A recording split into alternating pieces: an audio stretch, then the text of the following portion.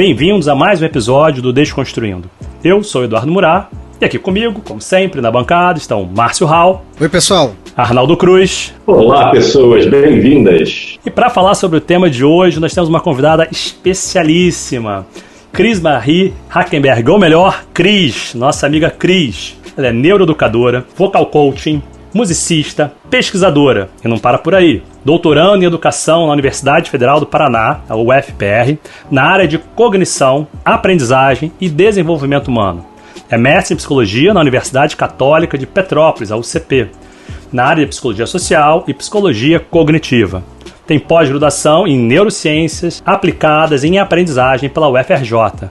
Bem-vinda, Cris Marie. Olá para todos, um prazer enorme estar aqui com vocês hoje nessa conversa boa. Maravilha, que bom que você pôde estar aqui com a gente hoje. Eu acho que a gente vai ter um daqueles episódios coroados que a gente vai querer ouvir várias vezes nessa nossa conversa com você, tenho certeza absoluta. Cris, conta uma coisa pra mim.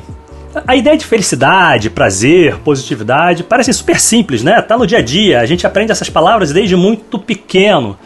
Mas o que são esses conceitos? O que a neurociência, por exemplo, nos diz sobre isso? Olha, Murá, vamos lá. Eu acho que a gente tem o conceito da palavra felicidade ligado um pouco com alegria, com prazer. São uma série de palavras que estão um pouco misturadas, assim.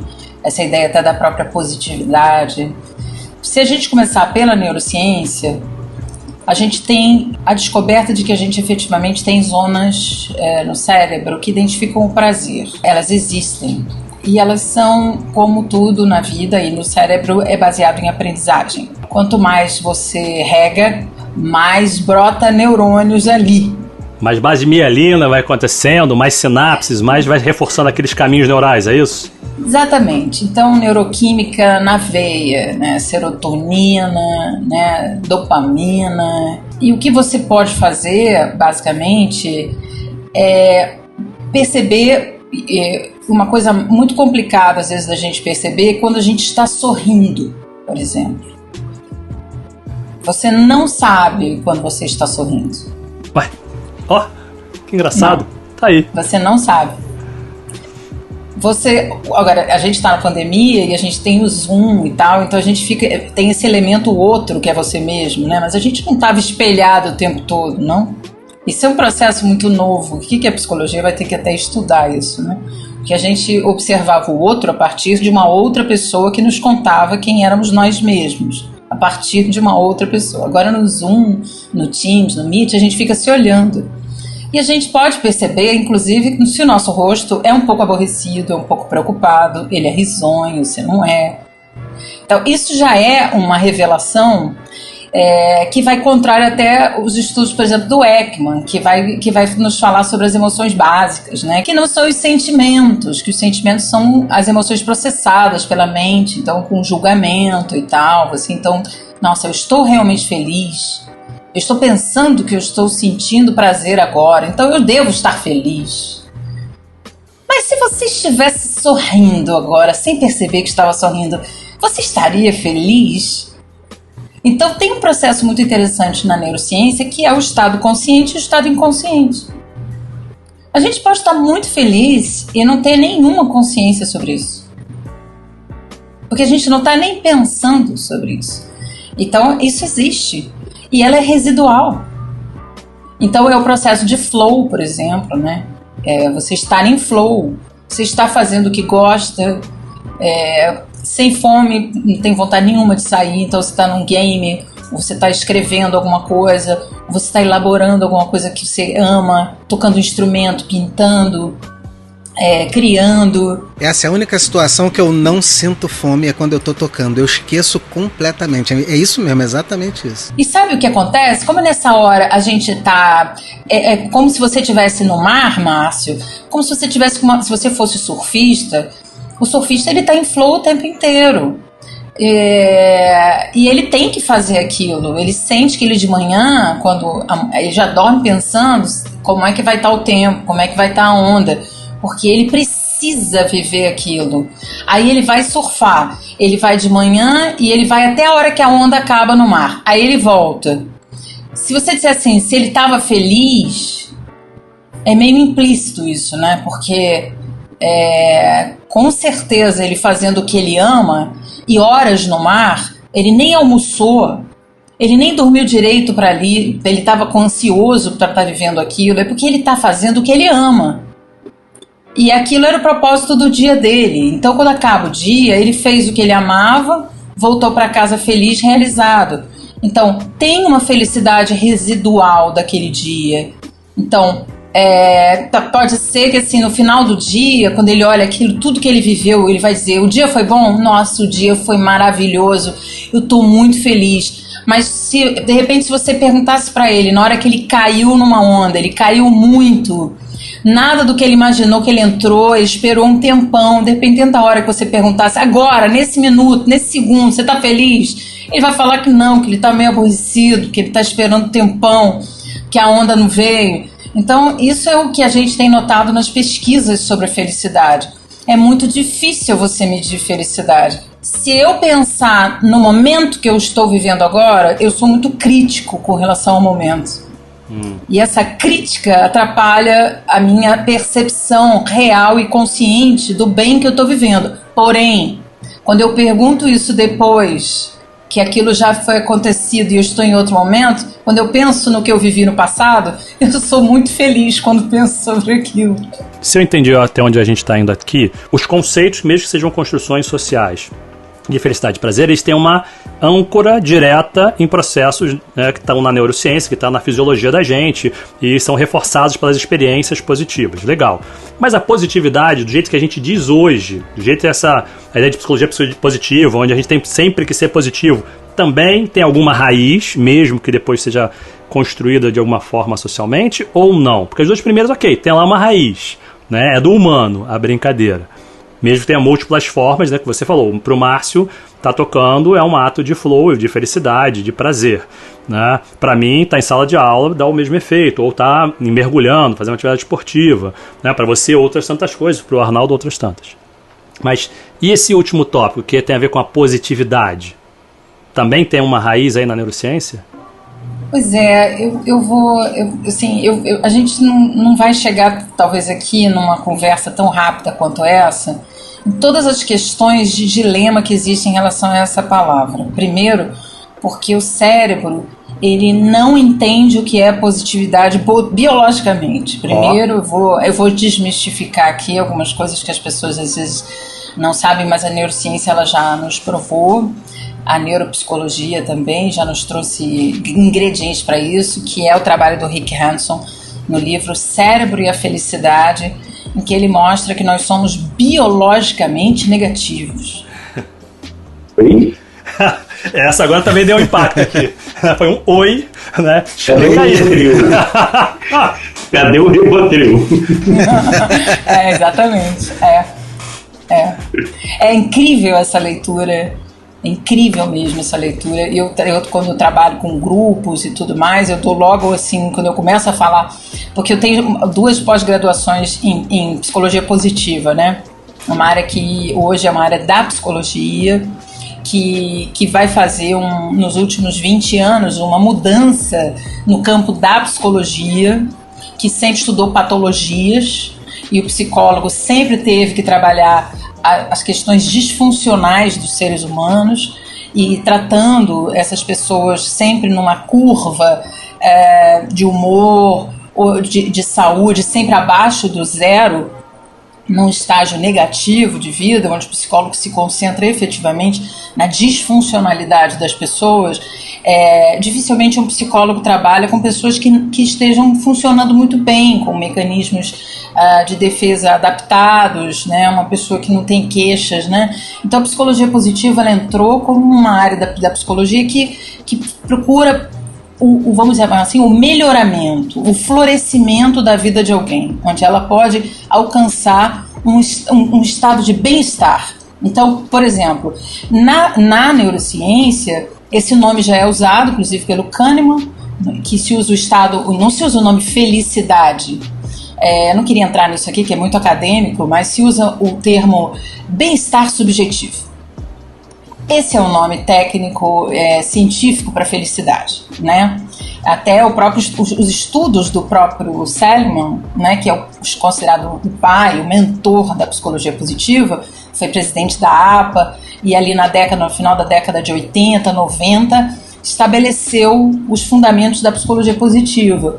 E ele, o primeiro livro dele falava o termo felicidade, depois ele vai fazer um estatuto, um manifesto, em que ele troca legitimamente essa palavra pela expressão bem-estar subjetivo.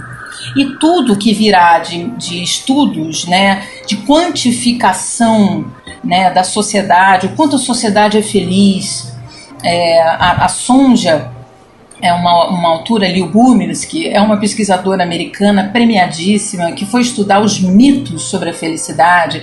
Então ela recebeu uma bolsa de $1 milhão para estudar a sociedade americana e a felicidade. Isso já se tenta estudar sobre isso desde o pós-guerra, né? Havia muito interesse na década de 50 sobre esses seres que vieram do pós-guerra, né? Porque havia uma leitura de que a sociedade ia se construir com uma outra forma de viver, olhando para o seu dia a dia diferente no pós-guerra.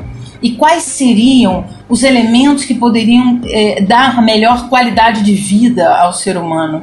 Então, chegou-se à conclusão que o dinheiro, por exemplo, já se sabe, né? Vocês sabem quanto tempo você é feliz quando tem um aumento de salário? Quanto tempo dura a felicidade? Alguém pode dizer para mim? Menor ideia, mas estudaram assim 30 segundos até chegar em casa, usar o primeiro dinheiro. Tenta na normalidade depois, assim, né? Porque de alguma maneira a coisa entra na normalidade, se torna comum, né? 3 meses. Ó. Porque vai cair. Então essa subjetividade do quanto tempo dura esse bem-estar subjetivo, esse estado em que você realmente diz que aquilo ali tem valor e que aquilo está contribuindo para o seu foco positivo, se a gente pode dizer assim, para esse olhar positivo nesse momento, com alguma satisfação de viver. Alguns mitos já foram por terra. Por exemplo, pessoas casadas e pessoas que são solteiras, quem vocês acham que são mais felizes? Pô, menor ideia. Eu talvez dissesse que os casados, por incrível que pareça. Eu diria que os casados, para contrariar a maioria, né, que diz que essas brincadeiras todas, que solteiro é mais feliz, eu 100% casado. Então, é isso, são os casados. Eles são mais felizes. Agora, e os que têm filhos e não têm filhos? O que é que vocês acham? Pô, aí eu acho que os que têm filhos. Eu vou dizer que é pegadinha, vai depender muito da pessoa, mas não saberia responder, não. Eu acho que tendo filhos. Eu tenho filhos e adoro. Eu de bate pronto diria com certeza quem tem filhos. Pois é. Há controvérsias. As pesquisas quantitativas não mostram isso. Tem coisa que só aparece na pesquisa também, né, gente? Aí é isso, né? Você tá me dizendo que é pra eu eliminar os meus? Pra eu ser mais feliz? São só 4. Não, de forma nenhuma. De forma nenhuma. É porque eu não tenho...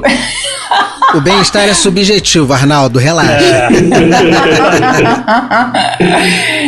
Eu acho que eu já tenho esse argumento quando alguém vem perguntar pra mim como eu consigo ser feliz sem ter filhos. Né? Mas isso é uma imposição que tem a ver com quem tá falando, de modelos, e é mentira, né, Cris? É mentira, né, Cris? Porque você já falou que você tem 1 milhão de filhos por aí, seus alunos todos, seus coralistas, é todo mundo seu filho. Gracinha. São as sementes, né? Eu acho que quando você também pode ter. Aí um outro programa, né? Maternidades e paternidades transformadas em arte, né? Já fica aqui o convite, tá? Aí, já fica aqui, né? O convite. Já fica. Outras formas de manifestação desse potencial, né? Do criar, né? Mas eu acho que, olha, minha provocação aqui foi para isso, assim, nesse sentido, que tudo isso para dizer que a gente sabe muito pouco ainda sobre o que leva as sociedades a uma satisfação. Já se estudou o povo americano, o inglês, o indiano, o alemão, e existe sim algumas relações culturais que estabelecem uma satisfação de viver naquele povo, né, uma expectativa social em relação a existe uma coisas. medição que é feita todos os anos, né? Exato. Então, pensando assim, agora, na neurociência, porque aí a gente está falando de alguma coisa que é neurofisiológica e que seria igual para todos. Então aí a gente entra na neuropsicologia com o trabalho do Rick Hanson, que é o livro O Cérebro e a Felicidade, que é sensacional. Eu uso esse livro principalmente com as pessoas que são mais céticas nos meus cursos. Eu já começo na primeira semana dando de graça o 2º capítulo desse livro para todo mundo ler, porque fica tão fácil de entender a questão biológica que ele vai explicar que o nosso cérebro aprende com o erro. Nós somos o que somos, nós somos a espécie que somos, desenvolvida do jeito que foi, porque nós adoramos o erro. No sentido de que não conscientemente, mas nossas células, elas precisam do ensaio e erro. Esse é o método do corpo, né? Como nós aprendemos. Digam os segundos filhos aí, não os primogênitos, que eu sou primogênita, mas a minha irmã... Então, caçula. O segundo filho, os caçulas aí vão aprender demais com o erro do outro. E são ótimos observadores, né? Então, a relação que ele provou é que nós temos uma mente ruminadora por natureza, uma mente que processa problemas para criar suas soluções e seus mecanismos. E isso nos causa, vamos dizer assim, um lastro emocional, que é uma mente catastrófica por natureza. Nós temos uma mente que ela é feita para processar problemas. E quando não há problema, minha gente, ela faz o quê? Mas isso é por um ato de sobrevivência, né? Isso talvez esteja... Eu não entendo nada de neurociência, mas imagino que esteja lá associado ao primeiro pedaço do nosso cérebro, né, o reptiliano, que é assim, eu tenho que sobreviver, então vamos analisar riscos para poder sobreviver. E a coisa vem depois se desdobrando, né? Porque o problema é isso, né? Qual é o risco de eu poder me dar mal ou de morrer aqui, né? Esse que você está falando é muito interessante. O reptiliano, ele é luta e fuga, ele é o jacaré. Então ele nem vai dialogar, ele vai para frente, vai para trás por estímulos sensoriais. O límbico é o do vamos chamar assim, do pessoal que se emociona. Né? Todos eles, o gatinho em casa, o cachorro, o cavalo, todos eles. Só não vão ter a linguagem, né? O negócio encrenca mesmo é o pessoal que pensa. Neocórtex na veia, bombando ali. Se esse bicho que pensa é um problema. Acha que pensa, né? Eita, exato. E pensa o quê, né? É óbvio. Então, é aí que está a questão. Então, ele traz uma ideia do Teflon. É muito linda essa metáfora. Do Teflon. É o velcro e o Teflon. Então, nossa mente é um velcro. E ela faz o quê? Ela puxa problema, ela suga a investigação do erro. E isso é o que fez a gente sobreviver. Se a gente não fosse assim, nós não estaríamos vivos como espécie e organizados como espécie até hoje. Porque, inclusive, os pais e mães acham que eles servem para antever problemas que os filhos vão ter. Digam vocês aí que são pais se não é assim. Não, com certeza absoluta. Você me deu uma dica genial, porque você fez uma conexão com o modelo da comunicação não violenta e do feedback que a gente usa em PNL positivo. Genial, porque a gente tende a falar, seja pro filho, seja pro amigo, ou no feedback de trabalho, a partir do negativo. E é difícil você... Deixa eu dar um passo atrás. O que há de positivo nisso e como é que eu construo? Porque a gente é muito direto, né? É muito... Vou chamar de instintivo aqui, mas assim, é o hábito, né? Você olha os erros para depois falar e a partir dos erros, engraçado, não tinha noção que tinha essa dimensão fisiológica. E o Skinner, né, vem com a visão behaviorista do reforço positivo. E o primeiro cara que efetivamente traz essa palavra positivo junto do reforço num processo condicionante para educar os outros. Então, se eu der mais elogios, então, o que aconteceria com essa pessoa que eu estou educando, né? E ele vai fazer isso sem necessariamente a linguagem, mas com o condicionamento das sensações, dos estímulos e efeitos. Mas pensa isso na mente de uma criança pequena, de escola, né? Em que tudo que ela faz... e aí vem a psicologia positiva que reforçou muito isso nos Estados Unidos, porque eles identificaram na cultura juvenil e nas pesquisas que eles fizeram sobre felicidade, autoestimas muito baixas nas crianças americanas e adolescentes. Então eles começaram um movimento de reforço positivo. Olha só que coisa linda. Você conhece o documentário, né? É uma série da Netflix falando sobre, explicando tudo, que eles falam exatamente sobre o cérebro adolescente, vão falar sobre o prazer, eles falam sobre ansiedade, angústia, e mostram de maneira muito curiosa como é que a partir da adolescência você tem de um lado o reforço positivo do grupo e a questão de fazer parte do grupo, e aí te leva até a ser um pouco mais imprudente do que os adultos, de uma certa forma. E como é que o seu cérebro, que a gente dizia que era massa cinzenta, vai se tornando uma massa branca pela, né, conformação ali da mielina e a conexão sendo reforçada ao longo do caminho. Como é que você vai também trabalhando desses elementos que você está falando? Vale a pena você dar uma olhada, você que está estudando isso, tem alguns elementos muito, muito, muito, muito interessantes, e os efeitos da meditação, vale a pena você ver. Nessa questão da cultura americana, que o reforço positivo virou veneno. Porque os últimos estudos mostraram que as crianças e os adolescentes com muito reforço positivo, hoje, eles são tiranos. São autoestimados, sabe? Eles têm uma autoestima que não é real. Eles são, na verdade, o superestimado, né? Então, o muito reforço positivo também não deu a eles a chance de ter um ego equilibrado, lidando também com os fracassos. Nem lidar com frustração, né? Que é o grande problema, né? A lidar com frustração é uma coisa impensável. Exato. Né? Você lidar com não atingir as metas é impensável. Isso que vocês falaram me leva a um pensamento de que a gente desde muito novo ouve falar de felicidade, né? Acho que falar de felicidade, sua família fala para você de felicidade, a própria sociedade é tão importante quanto quando você aprende a andar ou falar água pela primeira vez. Quer dizer, isso está presente na vida da gente desde o início. É uma coisa legal você pensar, poxa, eu posso ser feliz, tal.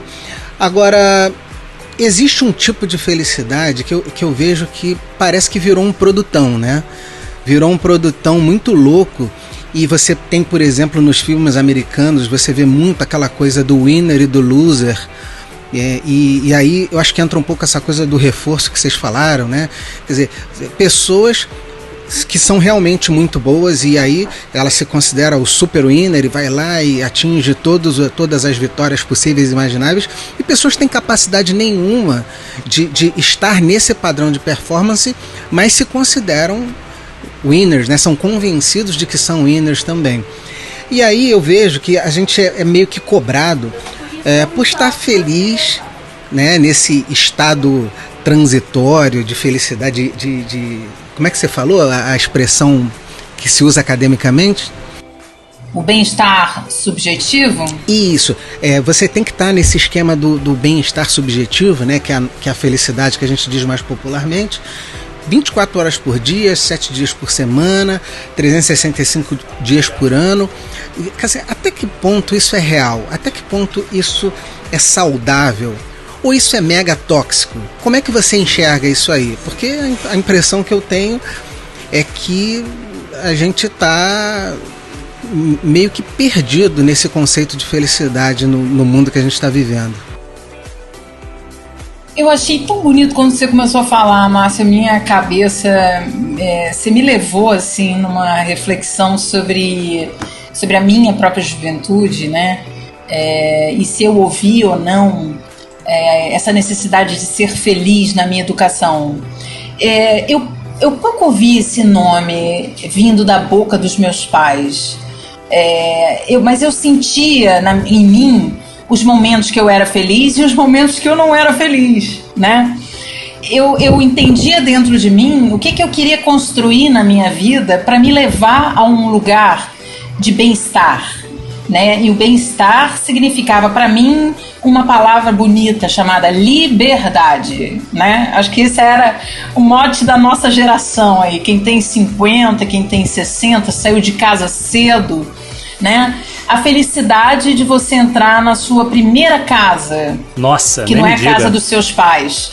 Gente, fosse aonde fosse, né? Não. Claro. Aquilo é um lugar comum, né? Assim, um lugar maravilhoso. Cris Marie, tinha 2 pratos, 2 conjuntos de talheres, um banquinho e o colchão. Ponto. E olha que alegria.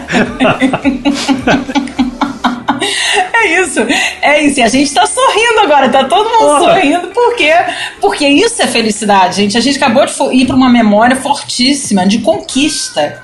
A gente desejou alguma coisa e a gente conseguiu. A nossa geração é a geração de uma campanha... aquela, né, Não Esqueça da Minha Calói, que durou 8 anos. Eu me lembro do jeans Starup chegando no Brasil. Eu tinha 11 anos, pedindo ao meu pai um dinheiro para eu comprar essa calça. E meu pai, como um bom professor universitário, também não tinha dinheiro e um monte de coisa, criou uma historinha para mim que eu só ganharia essa calça o dia que eu explicasse por que eu queria a calça. Então eu tentei 4 anos, eu ia pedindo que eu queria comprar a calça. Ele falou: me diz por que você quer comprar essa calça. Eu quero dizer a vocês que eu comprei essa calça quando eu tinha 15 anos.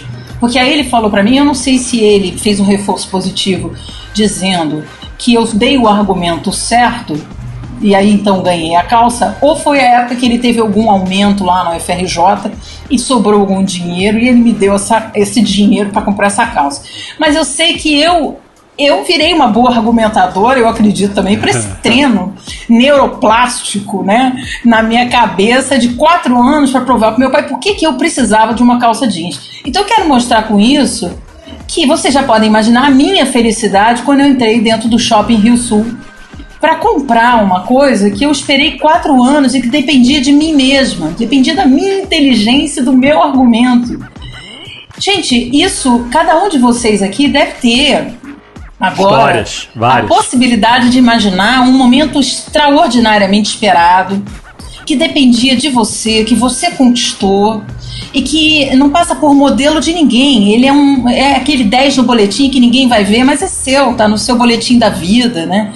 Então, essas construções, assim, Márcia, que me vem na cabeça, se hoje em dia, com a velocidade das coisas e com um desejo que ele é muito massacrado pelas conquistas imediatas, muito rápidas, né?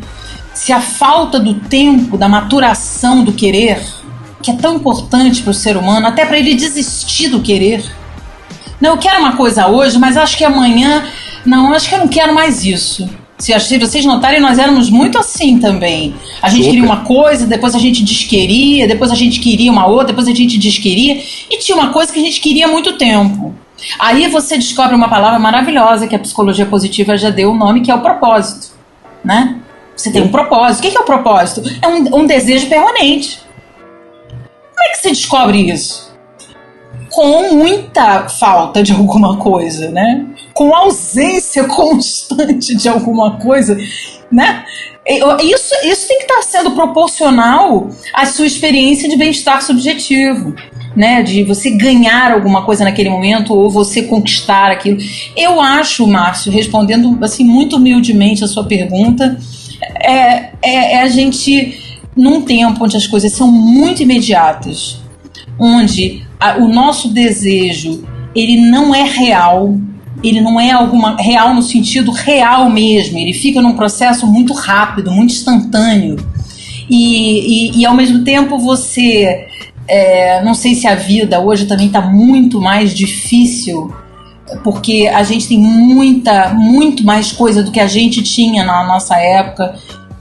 Então aí existe um volume enorme de consumo, uma hiperexposição a produtos, né?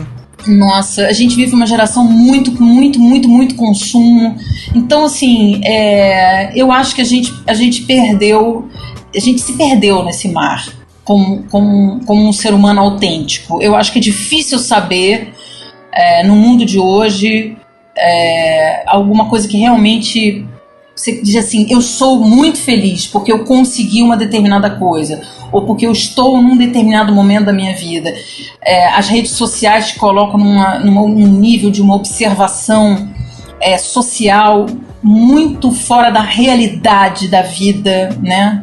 A realidade da vida, o que é real na sua vida, quais são as pessoas reais quais são as relações reais. Então, essa coisa, esse processo muito efêmero, ele também te desloca um pouco do sentido das coisas. E a gente volta para Epicuro, né, gente? Lá na Grécia, o cara que falou pela primeira vez a ideia da felicidade coletiva. Ele falou assim, gente, olha só, eu vou fazer uma coisa, eu quero ser feliz, eu vou sair de Atenas, eu vou morar num lugar distante. E ele fez uma pequena receita. Você vai fazer o quê, Epicuro? Não, eu vou levar só meus amigos para lá. A gente vai fazer uma república, nós vamos ficar juntinho lá, e é isso, nós vamos ficar lá, tal, vamos comer o que tiver, plantar para comer, que você já vai vendo aí que a década de 70 citou muito isso com as comunidades hippies, e aí vai, né? E aí, se você olhar nos livros sobre ele, os escritos que existem, alguns registros, qual era o único deleite que Epicuro fazia? Aos sábados, ele comia um pouco de queijo. Ah, que coisa fofa. Então ele também transformava o sábado dele numa coisa especial, porque ele não comia queijo todo dia, gente. É muito simples. O contraste é fundamental, né? Essa questão, você falou agora do contraste, e eu estava pensando aqui, a Cris falou da questão do desejo que nem sempre é real. E esse desejo muitas vezes traz frustrações, e aí eu fiquei pensando aqui, será que tem frustração que também não é real, né? Isso me veio à mente aqui agora com você falando, pô, existem desejos que não são reais, né? Porque assim, eles passam, eles são momentâneos, a gente tem uma frugalidade muito forte hoje na sociedade, mas eu acho que independente dele ser real ou não ser real, assim, como é que a gente pode aprender a lidar melhor com as nossas frustrações? Existe alguma maneira construtiva que a gente consiga trilhar esse caminho? Ou seja, como aprender a se frustrar de forma positiva? Será que existe isso, né? Ou como tirar aprendizados das nossas frustrações? A psicologia na área da terapia cognitivo-comportamental, ela tem alguns steps assim, muito interessantes para você, por exemplo, lidar com crenças, né? Então você faz perguntas para as suas próprias crenças, né? Então eu acho que a gente poderia tentar aqui, improvisadamente, respondendo a sua pergunta, Arnaldo, pensar em algumas perguntas que a gente poderia pensar sobre esse fracasso. Por exemplo, a primeira é: quantas pessoas viram esse fracasso? Quantas pessoas? Vamos pensar, quantas pessoas viram esse fracasso? Aí você fala, não, foi só eu. Fui eu e eu. Ah, então peraí, gente, será que é? Poxa, mas é para tudo isso? Será que isso não é, como diria o Washington Oliveto, a melhor ideia vem depois da primeira?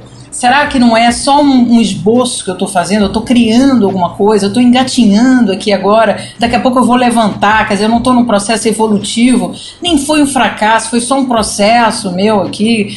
É uma relação mais humana, sabe? Às vezes a gente é meio desumano com a gente, sabe? Mas é aquela máquina lá que o Rick Hanson falou, gente. Quanto eu me acho, nossa, sabe aquela coisa? Eu me acho uma pessoa, nossa, todo mundo deve saber fazer isso, menos eu.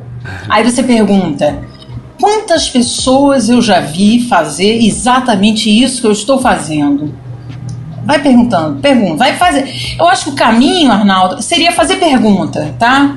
Para desconstruir. Ou seja, se questionar até que ponto aquilo é um fracasso, até que ponto aquilo deve gerar a real frustração, né? Ou seja, a dimensão que você dá, o alcance que você dá àquela frustração. O nível de cobrança que você tem com você mesmo. Sim, mas aí olha, né? Só, vocês me fazem lembrar algumas coisas aí, né? Saindo de perguntas, porque assim, as pessoas tendem a buscar a perfeição e não a excelência. E a excelência pressupõe ensaio e erro.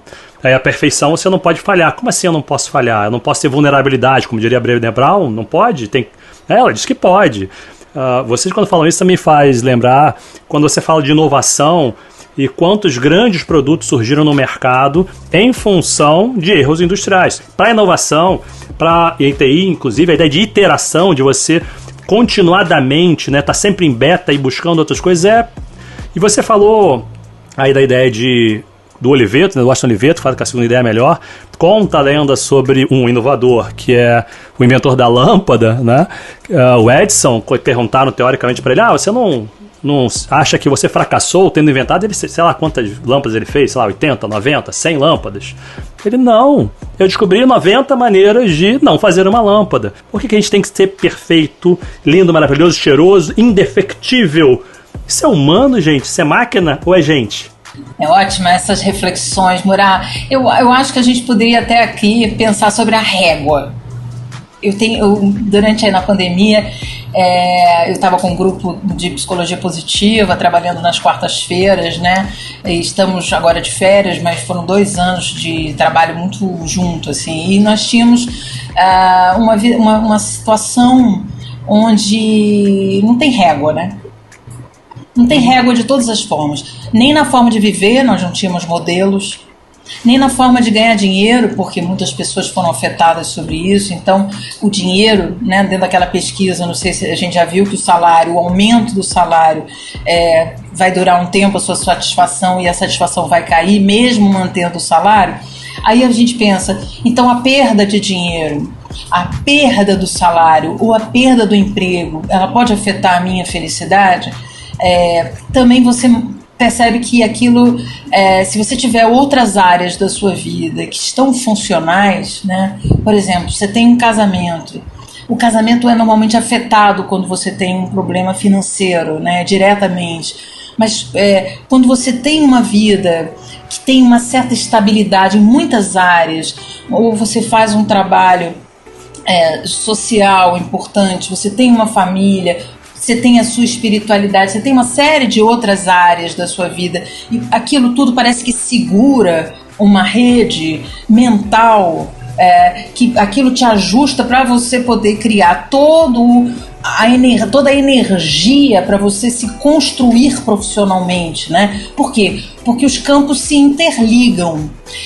Então é como se fossem várias caixinhas e uma caixa contribui na outra, né? Então eu acho que essa ideia de que a felicidade ou esse bem-estar, né, que a gente está falando aqui efetivamente desse nome, esse bem-estar subjetivo, ele precisa condicionalmente de vários pilares. E esses pilares são construídos por você, pela sua própria mente, né? E quando você fala da perfeição, a gente está falando de uma outra dimensão que meio que desafia um pouco a realidade. A perfeição, ela está num outro campo das ideias. Uhum. Ela está muito perto ali do Arnaldo, ali naquele lugar que ele estava dialogando idealisticamente com a vida que ele gostaria de ter, ou com o sofá da casa que ele gostaria de ter, e que porque não tem, ele é infeliz.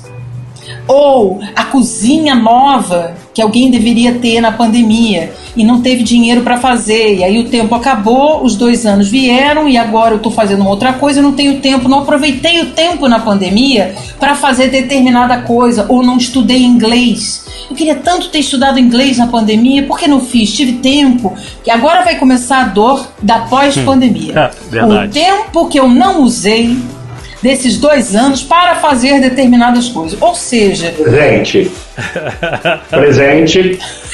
Carapuça vestida.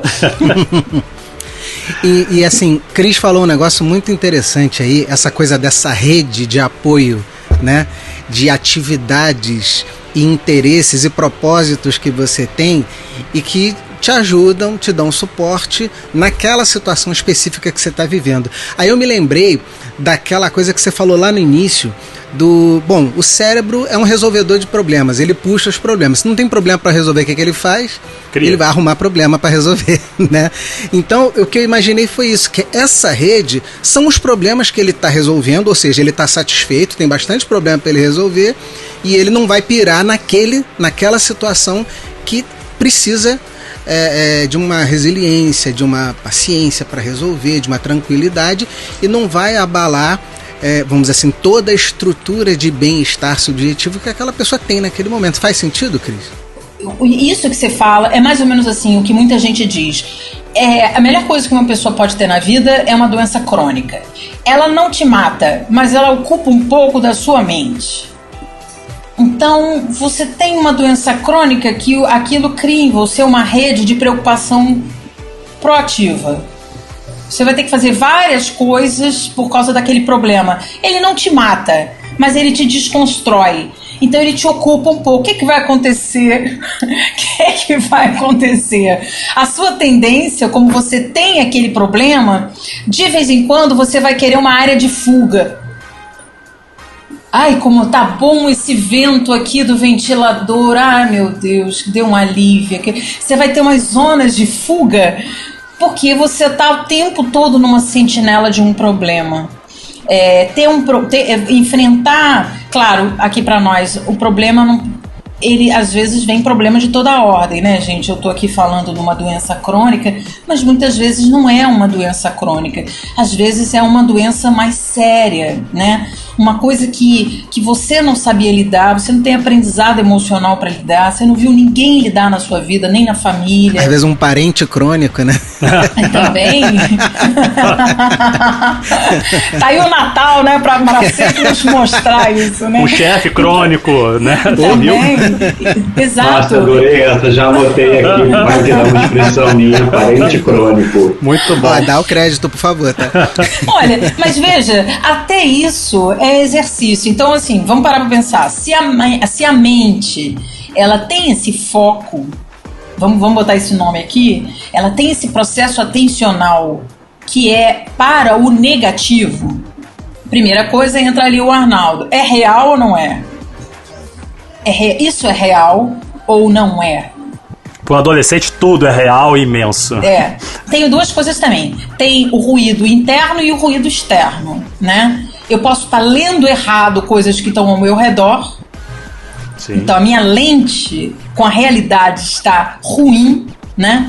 Então, uma pessoa, por exemplo, foi promovida no meu lugar. É a história do chinês. Isso é bom ou é ruim? Não sei. Não sei o que vai acontecer com essa pessoa, não sei onde é que ela vai, o que ela vai trabalhar, não sei. Então eu não posso ter nenhuma opinião agora. Mas se eu tinha isso como meta na minha prateleira, que eu tinha que estar até tal idade, nesse momento eu tinha que estar com esse cargo, tararara, eu vou estar infeliz. Mas eu vou ter que lidar com a realidade. Então eu não vou ficar infeliz porque era uma coisa que não me pertence, não dependia de mim. Eu fiz toda a minha parte, eu fiz o meu melhor, mas ainda assim eu não tive reconhecimento externo. Paciência, esse vagão não era pra mim. Tem um monte de gente tentando entrar no vagão. Ou você acha que você é o último biscoito do pacote, entendeu? Pelo amor de Deus, vamos crescer, né? Porque pode acontecer com qualquer um. Então, beleza, eu vou continuar minha vida, vou continuar fazendo, vou ter o meu propósito e uma hora vai chegar, né? Então, essa realidade, esse é o ruído externo, né? Você conseguir olhar as coisas com a régua correta. E a outra é o ruído interno, que são as coisas que a gente fica falando pra gente, né? Que eu não sou bom nisso, que eu não sou uma pessoa que pode ser amada, eu não sou merecedor de coisas boas, né? É o esquema, ó vida, ó azar, né? Exato, né? Os ventos não ventaram para mim. Ai, meu Deus, a ladainha. Então, isso é uma máquina, tá bom? Então tem duas coisas que a gente tem que sempre estar de olho, né? O que é real do lado de fora e o que é real internamente. Esse mapear, ele é importante a gente entender para poder lidar com as nossas emoções quando a gente faz essa leitura. E é muito legal, porque quando a gente faz essa leitura, parece que na nossa cabeça tem diminui um pouco a dor e aí aumenta um pouco o alívio, porque eu sempre brinco isso nos meus cursos. Alívio também é felicidade, gente. Então, quando a gente fala de subjetividade, quando eu olho pra dentro, vejo meus sabotadores internos gritando comigo, dizendo eu não posso, não faço, não quero, ou quando eu olho pra fora e interpreto um fato que ali está, e de uma forma A ou B, né, positiva ou negativa, eu estou trabalhando com as minhas subjetividades. E eu fico me perguntando quanto que os modelos que a gente tem de séries, por exemplo, de filmes americanos, os próprios contos de fada, a literatura que a gente tem clássica, que traz um amor romântico, uma felicidade. A ideia do felizes para sempre, né, que a gente tem em várias histórias e que se reproduzem nos filmes, nos textos, nas séries, hoje em dia. A ideia do winner americano de novo. Tantos outros elementos que estão no nosso entorno, seja na música, na literatura, seja no filme, no teatro, de uma determinada categoria, né? Não vou falar isso de todos, depende da linha de pensamento e de produção cultural. Elas ajudam, atrapalham, criam ilusões, metas, referências. E por que eu digo isso? Se eu olhar, eu tenho um filho adolescente, me impressiona muito ver os desenhos animados da Disney e vê as séries para adolescentes da mesma Disney, você tem uma coisa muito estranha nas séries, na minha percepção, é uma leitura muito individualizada, de que vale tudo, fazer o bullying é normal com o outro, porque isso me traz uma sensação de poder e de felicidade, a busca por sempre ser a celebridade, o mais rico, o mais poderoso, o melhor atleta, o melhor aquilo, e vale a pena você passar por cima de valores sociais básicos para poder chegar lá, contanto que você seja o vencedor, o vitorioso, está tudo certo. Quando tem adulto, normalmente são adultos que são permissivos ou imbecis, ou você nem vê às vezes o rosto daquelas pessoas, e você vai construindo ou estimulando e trazendo referências, mesmo que elas não sejam taxativas. Ou seja, o quanto que as referências que a gente tem, culturais como um todo, para além das nossas referências primárias de família, educação tradicional e quem a gente é, interferem nessa nossa noção de felicidade, nessa ideia de feliz para sempre, ou de prazer a qualquer custo, ou de frustração como sendo positiva ou negativa, enfim. Você acha que tem alguma influência? Não tem influência nenhuma? É uma bobagem? Como é que é isso? Eu acho que tem a questão das emoções, né, que são mais efêmeras. Então a gente pode assistir um filme, um desenho, e sentir emoções positivas, emoções negativas por causa do neurônio espelho, e isso é usado no cinema direto, né? Eu choro, eu pego um tipo de rosto de frente para a pessoa que está assistindo, para ela empaticamente viver as emoções que estão acontecendo, né? Isso. Mas a questão de valores, ela vai passar por uma área, assim, vai ter muito mais função executiva para chegar até ali, entendeu? Para consolidar efetivamente uma percepção, né? Se aquilo me emocionou profundamente, se aquilo ficou em mim no dia seguinte, 2 dias depois, se eu uso aquilo como referência, se eu me espelho ou me modelo com um determinado personagem. Aí tem que ver, né? Mas os Beatles fizeram isso, agora o Get Back tá aí, né? Na nossa porta, as pessoas estão assistindo e sendo modelados pelo Paul McCartney, pelo George Harrison, pelo John Lennon, que estavam há 50 anos fazendo aquilo. Então eu não acho que é uma questão de contemporaneidade, eu acho que existe uma relação muito forte mesmo com a experiência midiática, assim, a imagem e o som e a música e a história. Isso é muito forte na gente, a gente capta muito isso. Então, mas eu acho que faz parte, a gente vai captar como a gente capta o nosso tempo, já captamos nossa época, a gente continua captando, os jovens estão aí, as crianças também, mas a oferta é maior, ela tem mais canais, além dos canais de assinatura, tem o YouTube também, então, e o pessoal tem mais liberdade para assistir várias coisas. Então eu acho que tem coisas muito duvidosas que estão assim à disposição de crianças muito pequenas, sim, que ainda estão com o cérebro sendo feito até 12 anos de idade. Então eu acho que até os 12 anos de idade os pais realmente têm que influenciar na modelagem e fazer escolhas, sim, de valores, sobre que filmes ver, porque até os estudos de índole e caráter com crianças estão sendo feitos especificamente com áreas de 10 a 12, com modelagem mesmo, com discussão crítica, isso no mundo, são vários pesquisadores na área de educação. Por quê? Porque tem uma plasticidade, sim, tem uma influência, sim. Depois disso, na adolescência, o processo é muito mais crítico. Então você pode ver filmes interessantíssimos, por exemplo, como aquele A Onda, sim, um filme alemão, sim, sensacional.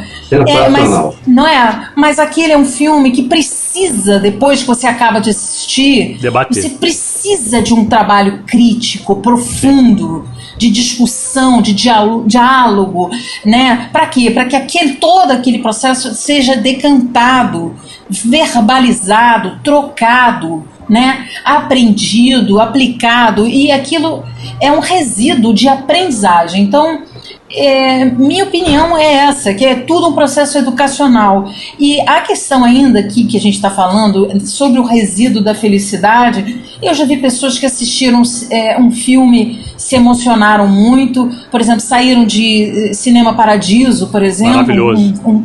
Né?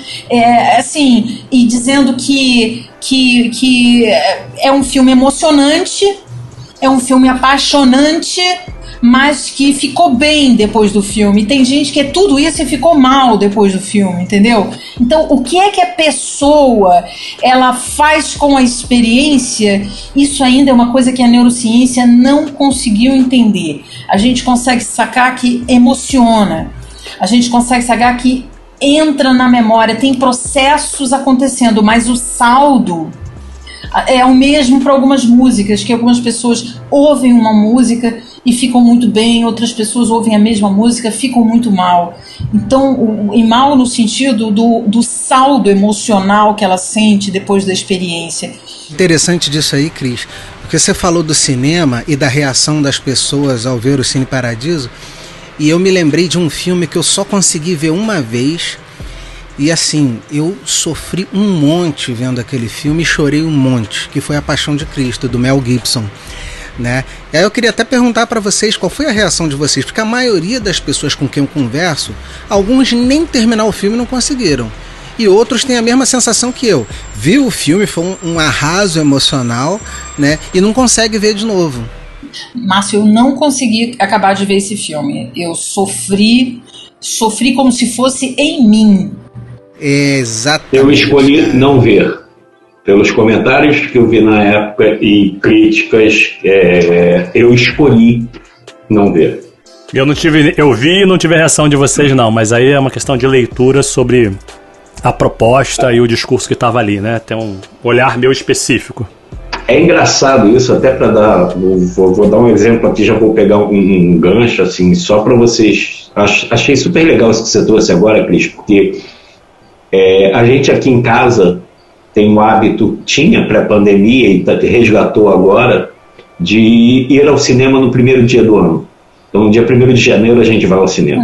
Aliás, é o melhor dia do ano para ir ao cinema, porque o shopping está vazio, a gente vai na primeira sessão e só tem a gente e mais meia dúzia de retardados que no primeiro dia do ano vão para o cinema. Né? E aí eu vou dar um exemplo super raso, gente. A gente foi ver Homem-Aranha Sem Volta para Casa. Eu estou até aqui, assim, respirando fundo para comentar, para vocês verem. É um filme raso, tá? Não tem uma profundidade grande. Quando você olha, né, não é uma Paixão de Cristo. Eu tive uma crise de choro quando o filme acabou, surreal. Estou respirando fundo aqui para conseguir falar. Nossa. Meus filhos olhavam para minha cara e não conseguiam entender. E eu não posso dar spoiler aqui e dizer o porquê que aquilo me pegou, mas assim, surreal. Eu vi e imagino até porquê. Tenha te pego. E o filme é muito bom. É estranho isso, né? Eu fiquei depois, e meu filho de 14 anos ficou olhando para mim assim, como se eu fosse o maior retardado do mundo. Então, assim, ele chorando por quê? O filme é fantástico, né? Para quem gosta desse universo, é fantástico, mas, cara, assim, me desequilibrou. Assim, no final me desequilibrou.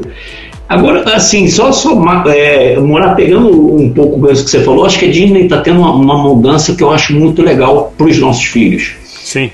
Quando você pega Encanto, por exemplo, a Disney está saindo daquele universo das princesas, e eu acho isso muito legal. Graças à Pixar. Sim, né? O universo Disney, e eu acho muito legal quando a gente pensa em filhos, porque traz uma outra realidade. Então, Encanto, por exemplo, é um filme que é um encanto. Muito bom. Né? E que mostra uma outra realidade e muito legal. E aí, Cris, de novo, pegando o gancho, falando de filhos, de impacto dessa coisa toda. Quando os nossos filhos sofrem, a gente vê os nossos filhos tristes, é natural, é instintivo que a gente queira eliminar essa dor. Nós, pais, mães, enfim, já é difícil não sofrer junto, e aí a gente tem essa questão de querer eliminar a dor deles. Isso é saudável para eles? Existe um limite para esse instinto de proteção? Olha, eu não sou psicóloga, né? Eu acho que talvez um psicólogo aqui poderia realmente enveredar, assim, por outras percepções aqui. Mas eu também não tenho filhos, hein, Arnaldo? E eu só tenho 4. Então, assim, você que podia me dar conselhos sobre isso, viu? Porque eu fico pensando naquelas crianças que viraram tiranas lá na cultura do reforço positivo, não? quer dizer, em que a gente evita a frustração, tira a frustração, e o que é que fica, né? O que a gente tem é uma geração de pais que entraram num processo, como disse uma vez uma amiga minha, ela é a geração dos que não teve direito ao peito de frango. É muito interessante isso. Ela comia na mesa, o peito de frango era do pai. E de repente, um dia para o outro, ela piscou, o peito de frango era do filho. E ela nunca comeu o peito de frango. E aí eu fico pensando se dentro disso, em que eu tenho que ser um provedor, em que eu vou diminuir a distância entre pai e filho e me tornar um amigo. Eu acho isso complicadíssimo. Então eu entro numa outra dimensão, pai e filho, mãe e filha, e tento ser um amigo. Isso tem a ver com o processo ageless que nós estamos vivendo. Nós estamos mais longevos e não estamos parecendo a idade que temos. Então, a gente quer ser mais jovem, parecer mais jovem, e a gente também que passa a ter um comportamento mais jovem também. E não queremos nos parecer com nossos pais, né? Que também é uma outra leitura também da nossa própria geração, né? Então, por causa da falta de diálogo, por conta de uma série de coisas que a gente faz uma volta social com isso, a gente quer colocar estabelecer novas relações parentais. E aí, na verdade, cai talvez a possibilidade de ocupar o lugar, né, de não ser amado, de não ser tão legal quanto eu gostaria de ser com o meu filho, ou que ele me ache legal, ou mais ainda, meu filho não vai me dar like. Nós estamos vivendo nesse momento. Meu filho não vai me dar like. Oh, legal isso que você colocou agora, hein? Essa expressão que você usou, não tinha pensado, meu filho não vai me dar like. Tem um episódio do Black Mirror que é muito isso. Aí fica confuso, né, Arnaldo? A gente não consegue manter, a gente não consegue passar um cheque. E você vê os professores na mesma situação dentro da universidade, porque há um rompimento das relações de autoridade, né? Essa autoridade social, paternal, maternal, ela foi rompida. A sociedade, a autoridade dos professores em relação aos alunos, as autoridades governamentais, assim, há um rompimento social desde o final do século XX para o século XXI, que é esse, a gente não pode mais ter uma autoridade. Por quê? Porque ela vai ser destruída. Naturalmente, a contracultura é destruir. Então a gente também não consegue ficar nesse lugar, porque ele não é mais politicamente correto também. Então a gente não sabe mais o que fazer. E isso está dentro de tudo que é lugar, dentro das universidades, dentro das escolas, até no jardim de infância. Você vê professores do jardim de infância com dificuldade de tomar uma atitude, né, de você, porque você agora tem procedimentos que são procedimentos novos, que ela não foi criada dessa maneira. Os professores de uma determinada idade não receberam treinamentos assim, não foram educados assim. Então a gente está vivendo um limbo, é um momento de muita reflexão. Eu não acho que tem uma receita. Eu acho que cada um vai ter que encontrar no seu modus operandi, na sua célula familiar, uma maneira, e talvez seja uma maneira para cada filho. Ainda tem isso. E, assim, como tetrapai, isso eu posso te afirmar, é uma para cada filho. Inclusive, a diferença de idade é curtíssima, assim, é muito breve. E foram criados na mesma balada. Isso é muito doido, como são tão diferentes, né? É menos de 1 ano e meio de diferença e são água e vinho, gente, assim. Então, aquela questão, a dificuldade mesmo de encontrar o timing e assim, a abordagem apropriada para que você não carregue no colo, mas também não deixe exposto, né? Ou seja, como é que eu ajudo sem prejudicar? Porque tem aquela ajuda excessiva que prejudica, né? Que meio que deixa a pessoa aleijada. Eu gosto muito desse termo quando a gente fala disso, de excesso de proteção. Você aleja a pessoa. É interessante, por exemplo, a sua emoção no final do Homem-Aranha ela faz a gente parar para pensar que só você chorou naquele momento, né? E qual foi a reação dos seus filhos? Eles tentaram diminuir as suas lágrimas, ou eles ficaram rindo, ou eles ficaram achando engraçado, ou contribuíram mais ainda, ou abriram um diálogo, ou lidaram aquilo com fair play? Como foi? Foi uma coisa curiosa, legal essa tua pergunta, porque assim, a gente é muito ligado em todo esse universo desde que ele surgiu. A família toda aqui é muito ligada, é muito geek nessa questão. E assim, todo mundo chorou muito o filme inteiro. Então, o final do filme, o que eu senti foi que foi um alívio para todo mundo. Então, é aquele momento que as pessoas que você comentou, as pessoas estavam procurando ventilador. Só que, assim, para mim, o que acontece no final, e por uma série de questões que a gente não vai entrar aqui, é uma porrada muito grande. Foi uma porrada muito grande e que ainda está me abalando. A gente viu no dia 1º, hoje a gente está no dia 5, é isso? Isso. E eu, diariamente, em algum momento, isso surge na minha cabeça. Só para você ver.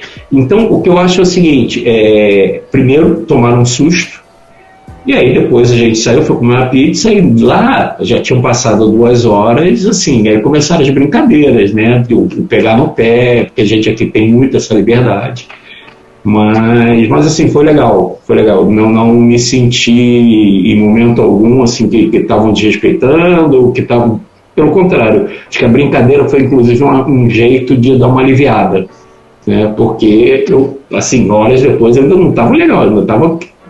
E aí a gente conversou, aquilo que você falou, né, do processar, e aí eu fui falar o porquê que tinha me abalado, e isso foi bem legal, rolou um papo bastante interessante em relação a isso. E o que você me fala agora me dá a ideia do seguinte, se seus filhos ficassem rindo o dia inteiro, você ia ficar medindo essa felicidade? Estão muito felizes. Estão felizes demais, temos que ver isso. Mas se alguém tiver aborrecido, tiver um pouco, né, chateado com uma determinada coisa ou chorando, né, eu vou me preocupar muito com aquela emoção como se ela fosse alguma coisa negativa, como se fosse alguma coisa que na verdade fosse atrasar ele, ou machucar ele, ou magoar ele, ou deixar ele mal. Se a gente sabe que a máquina é essa mesmo, primeiro, a máquina está funcionando. Segundo, o aprendizado depende da tristeza. Aí eu agradeço a Pixar pelo filme Divertidamente, que explicou como as emoções funcionam. E se você notar, de todas as emoções que estão ali, as crianças aprendem o quê no final do filme? Que a melhor emoção de todas não é a alegria, que é uma euforia maluca, que é negacionista, que não vê a realidade. A melhor emoção e a mais construtiva de todas é a tristeza. Então, eu acho que está aí um recadão, né, Arnaldo? Assim, a gente não tem que estar com medo de estar triste. E é igual você chorou no final do filme e na pizzaria estava dando gargalhada. Então, às vezes, tá ali tristinho, tá amuado, tá com um probleminha, a máquina tá funcionando. Se quer ficar em silêncio, deixa quieto. Se quiser conversar, vai te procurar. Talvez venha uma raiva, porque as emoções são meio complicadas, né? Aquela raiva a gente viu lá no filme que ela às vezes vem. Mas eu diria assim, a raiva... eu tinha uma professora que sempre dizia isso, e ela é uma professora que eu respeito muito, mas não vou falar o nome aqui para não deixar nenhum problema, porque o filme, historicamente e cientificamente, a tristeza é que resolve, mas ela sempre diz assim, eu prefiro entre a tristeza e a raiva sentir raiva, porque a raiva te faz andar. Eu gosto muito disso. Então, assim, se bater um orgulhozinho, deixa. Às vezes tem que ir lá no fundo do poço para achar o orgulho. Não tem problema. Achar o amor próprio.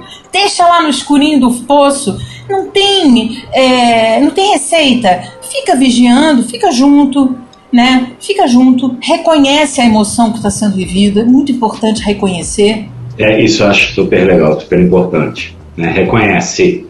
Mas cada um é cada um e vai ter o seu jeito, né, de aprender. Uns gostam mais da euforia, outros gostam mais da tristeza, outros gostam mais da raiva.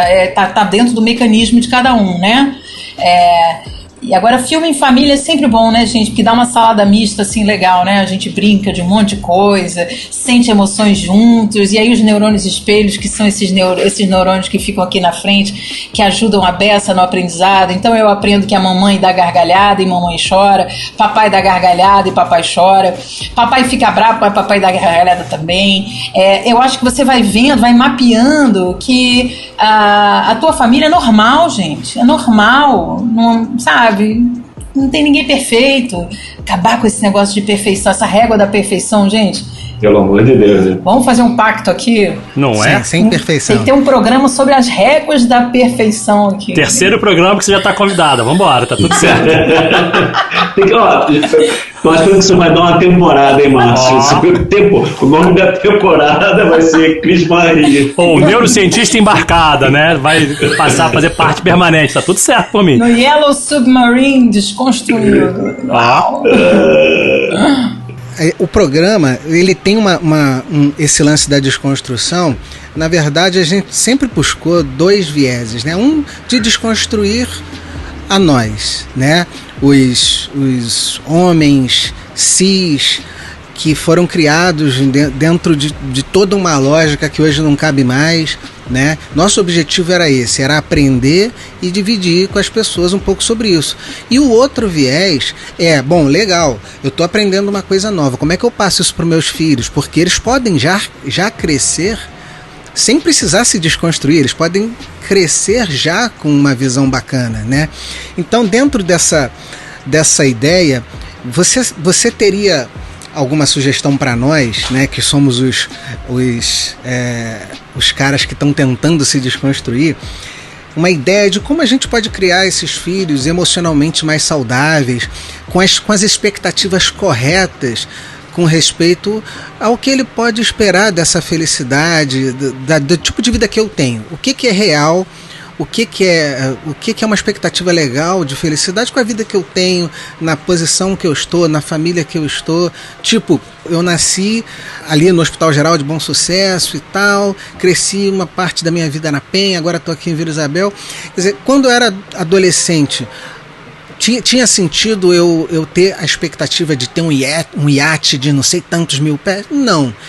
E se eu ficasse focado nessa expectativa, eu ia ficar mega frustrado. Estou dando um exemplo bem genérico, né? Eu acho que as pessoas... O que eu quero dizer é o seguinte. Eu acho que as pessoas podem ser felizes dentro das suas realidades, né? Elas podem buscar esse bem-estar dentro das suas realidades. Como a gente consegue mostrar para os nossos filhos que viver é bacana, a gente pode atingir esse bem-estar dentro da nossa capacidade. Não significa que a minha capacidade não possa extrapolar, eu ir além, vários passos, ok. Mas dentro da minha realidade, eu quero entender a felicidade que eu posso e não a felicidade de outro, né? Você falou demonstrar, né, Márcio? Eu acho que demonstrar seria uma representação. Acho que esse já é um grande problema, né? Eu acho que a questão é ser, né? É ser o mais autêntico possível, né? E congruente, né? Falar e fazer. Eu acho que a grande questão do exemplo, né? Isso é a coisa mais importante que a gente pode fazer no que diz respeito a você ir em direção a quem você é na vida, fazendo as coisas que você gosta e tendo os propósitos. Aí eu acho que o PERMA, ele poderia nos ajudar aí, que é um acrônimo da teoria do Seligman, sobre as cinco dimensões que poderiam garantir, né, a um ser humano que ele floresceria, porque esses elementos eles se interligam. Então, sugeriria que cada um fizesse as suas perguntas, assim, basicamente, vou fazer com vocês aí, todas as pessoas que nos ouvem podem também. E isso não é uma questão só para homens, né? Isso é uma questão para mulheres também. Não saberia dizer especificamente o que os homens deveriam fazer, mas acho que isso é algo que pode nortear as escolhas de todos os seres, né? Com filhos ou sem filhos. Porque eu acho que tem essa questão dos papéis sociais que também embrulham um pouco as escolhas. Essas representações sociais que a gente acredita que tem em relação às outras pessoas, isso tudo pode criar uma aparência, que não é isso efetivamente que se busca, né, quando você está falando de bem-estar subjetivo. Então, é o mais autêntico possível. Então, quais são as atividades que você faz no dia a dia que efetivamente te causam emoções positivas, né? Então, aí tem várias coisas, né? Música eleva as emoções positivas. Você fazer atividades físicas, você meditar, são atividades motoras, de construção motora, né? Ou de ativação sensorial. Isso tudo aumenta. Você precisa ter um nível de emoções positivas mais altas durante o dia. Se você não estiver fazendo isso, provavelmente não está sorrindo muito, e seus filhos vão dizer: chegou o cara mal-humorado, chegou o cara preocupado. Então, esse tipo de relação que a gente precisa ter. Controlar emoções positivas. É o P, que é o positive. Por isso que eu falei PERMA, né? P-E-R-M-A, né? PERMA. P, que é o Positive Emotions, né? O E de Engagement, que é o engajamento, né? Quando você está engajado em coisas que você efetivamente adora fazer e você faria até com menos dinheiro, mas você continuaria fazendo, porque não é o dinheiro que faz aquilo, né, que te motiva, é alguma coisa, um drive seu interno que diz: você não podia estar fazendo aquilo, outra coisa no lugar daquilo que você faz, né? O R de Relations, que são as relações significantes, ou seja, você tem amigos, você tem pessoas que são significativas hoje, que você pega um telefone porque aquela pessoa é importante para você, essas pessoas também te procuram, você tem isso, né? Essa rede de relações, você investe nisso, né? Como você faz isso? Tem dias que você faz isso, você se planeja, você escolhe fazer isso, né? O meaning, que é o M, é o propósito. Eu tenho então um propósito, alguma coisa que eu me coloco muito à frente, né? A longo prazo mesmo na minha vida, que é uma coisa perene, que me faz acordar todo dia, como a Simone, começar de novo e contar comigo. Por que eu acordo de manhã e faço uma coisa todo dia, né? Então, e a última coisa, o accomplishment, que são as realizações. Então você contempla suas realizações no final do dia, você tinha um planejamento, você conquistou isso. Você vê isso muito em filme americano, um pai que chega e diz: vamos falar todos agora nas coisas que todos nós, cada um fala uma coisa. Isso aparece em alguns filmes às vezes. Isso é uma técnica de coaching familiar, mas você bota todo mundo para vamos falar uma coisa que todo mundo, cada um, a melhor coisa que realizou no dia.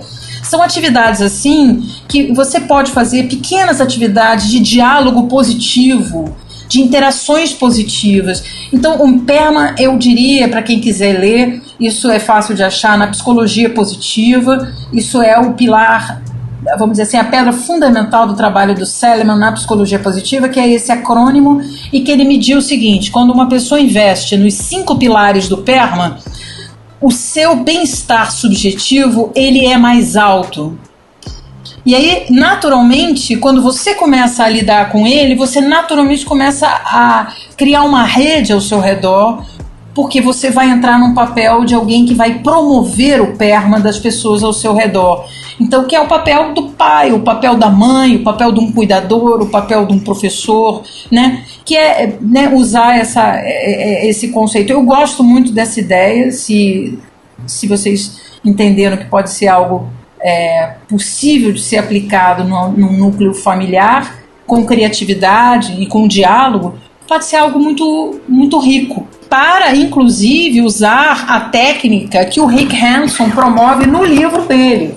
O subtítulo do livro dele, que chama-se O Cérebro e a Felicidade, que eu recomendo essa leitura, chama-se Como Treinar Sua Mente para Atrair Serenidade, Amor e Autoconfiança.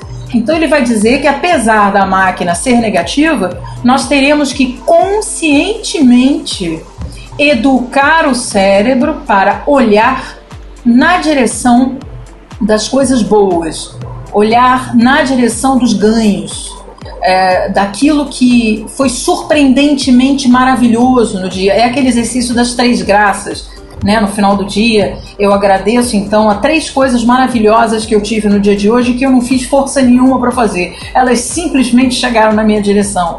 Isso é um exercício cognitivo positivo para você treinar um pouco essa mente, né? E eu quero avisar só aqui para terminar essa minha fala aí, sobre isso que já me alonguei demais, viu, nessa resposta, mas o Rick Hanson vai falar que é 3 para 1, né? Então, se você estiver comendo um sorvete que você gosta muito, então é bem possível que as suas emoções positivas elas aumentem, porque aquilo vai te dar memórias positivas, vai te dar cheiros, tem a visão, é um esplendor aquela experiência, e ele vai dizer o seguinte: por favor, não tome esse sorvete muito rápido, porque o cérebro precisa de 3 minutos para poder absorver uma experiência boa.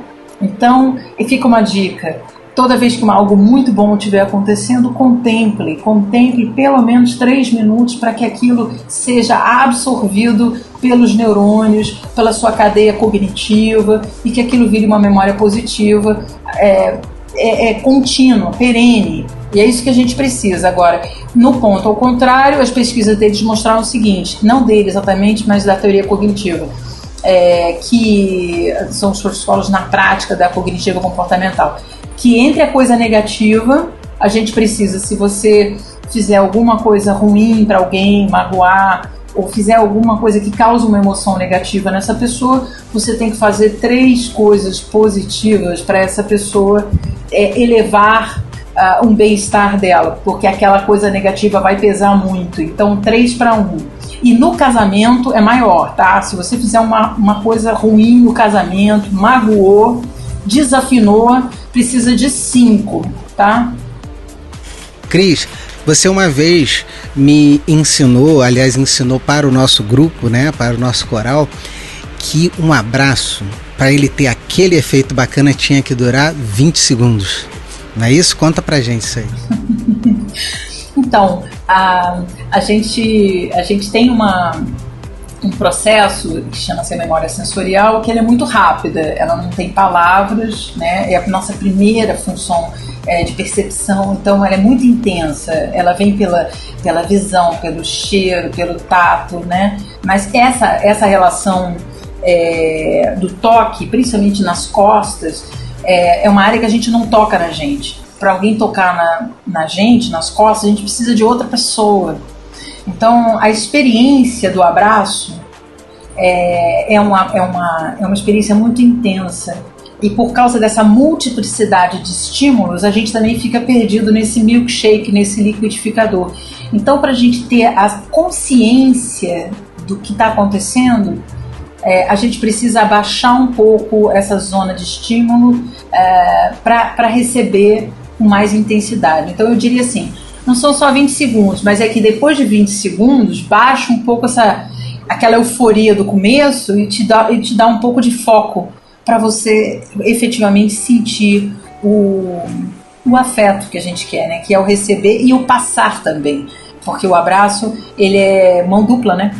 Tem pesquisas que mostram que a gente abraça menos de 5 segundos, 10 segundos, mesmo pessoas assim, filho, esposa, namorado, o tempo cronometrado. Tem um documentário muito legal mostrando a aplicação dessa pesquisa que a Cris está falando.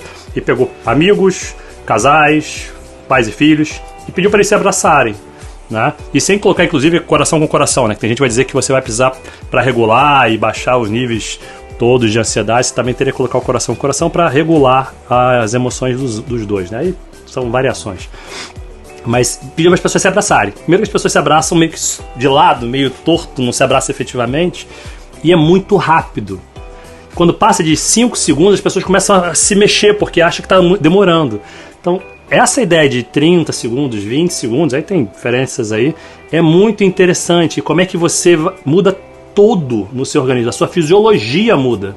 É muito engraçado, é muito legal de ver. E a gente não dá conta disso, né? Mesmo no auge da paixão, daquela pessoa que você conhecia agora, você não abraça 10 segundos.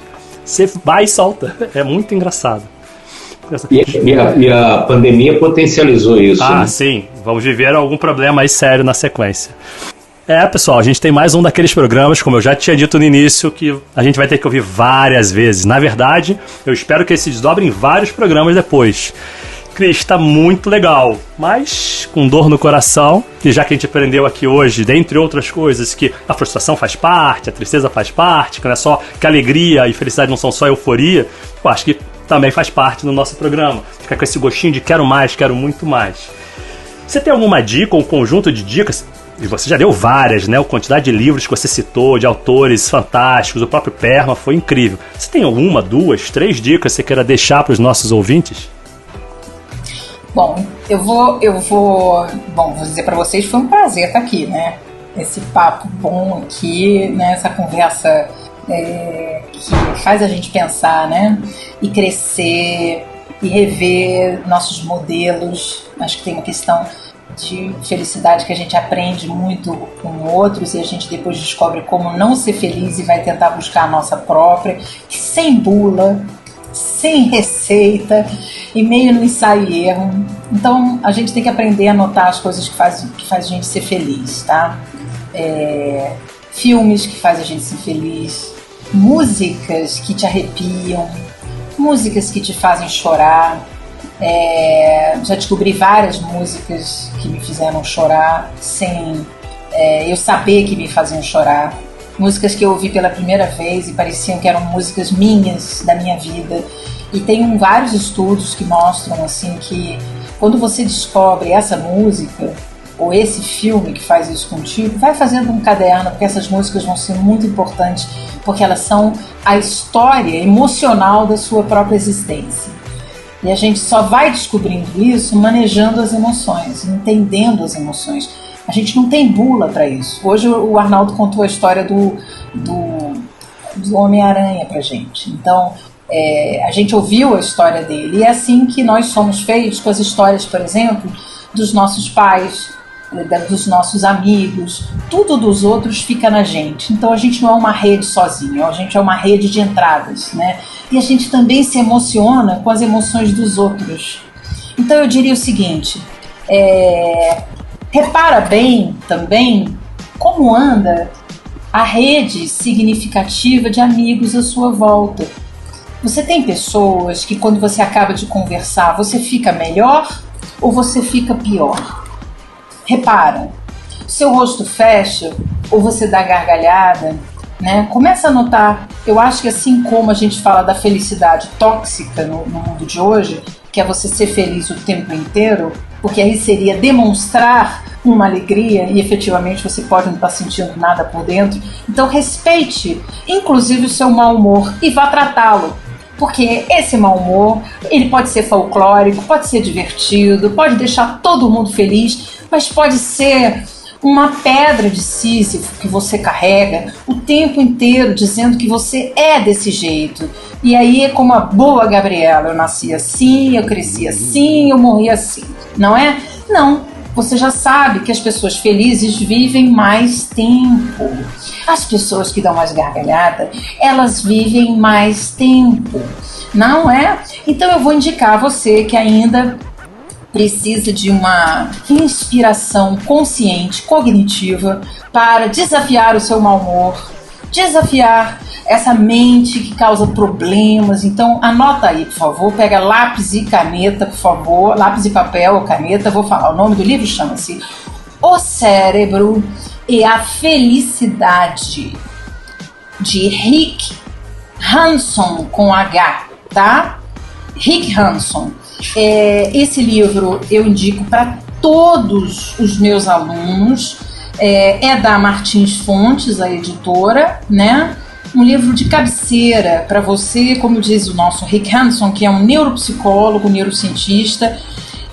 O segundo capítulo dele vai mudar a sua vida, hein? Segundo capítulo do livro, vou até pegar aqui o segundo capítulo para ver direitinho o nome. Chama-se Velcro para as Coisas Ruins. E é isso, gente. Nós temos, já nasceu com a gente e vai morrer com a gente. O velcro não tem jeito.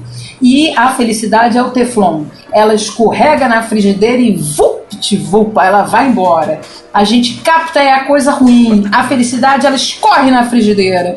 E para que não escorra na frigideira, o Rick Hanson falou, você que ouviu o nosso podcast hoje, 3 minutos, chupando o sorvete, ouvindo uma música preferida, sentado vendo uma paisagem gostosa, né, lendo um livro, uma página que te marcou, uma conversa maravilhosa com uma pessoa, faz aquilo, né, saboreia. Quero indicar também para as pessoas que gostaram sobre as pesquisas que eu falei na área quantitativa sobre felicidade, um trabalho maravilhoso que aborda sobre populações do mundo e as felicidades variadas, chama-se Felicidade Construída. Como encontrar prazer e propósito no dia a dia, do Paul Dolan, né? Também aqui em edição no Brasil pela Objetiva.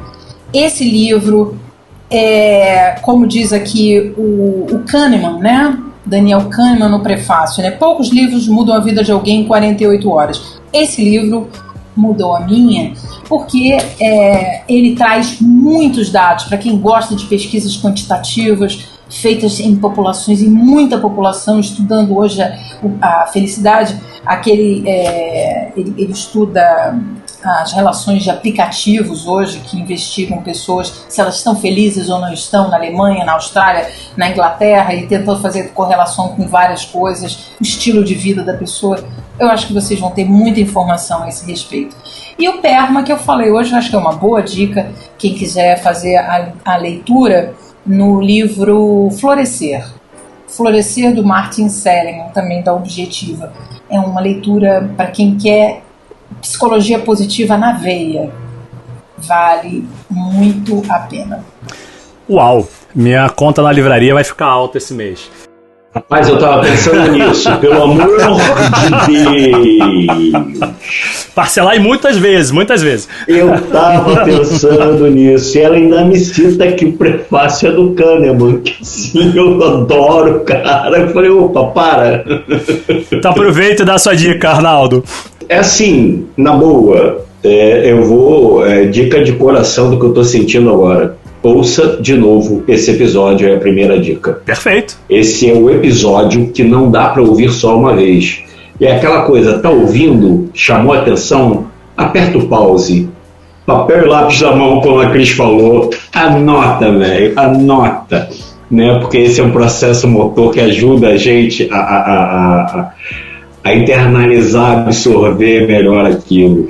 E assim, uma dica mais leve, que eu acho que tem muita relação com o que a gente falou hoje, eu fiquei apaixonado, e voltando ao universo, né, do que a gente estava falando, da Disney, é o filme Soul. O Soul é lindo demais, e como é a questão do propósito, né? Eu acho que fica muito forte ali quando ele descobre que não era aquilo que ele achava que era. Eu acho que assim, a mensagem do filme é fantástica, é leve, é divertida, é gostoso. Assim, se puder ver em família, fantástico. São minhas 2 dicas. Uau, vocês dois começaram com a régua lá em cima. Ó, não tem régua, Cris? Mas a régua tá lá em cima. Vamos lá, Márcio. E aí? Qual é a dica?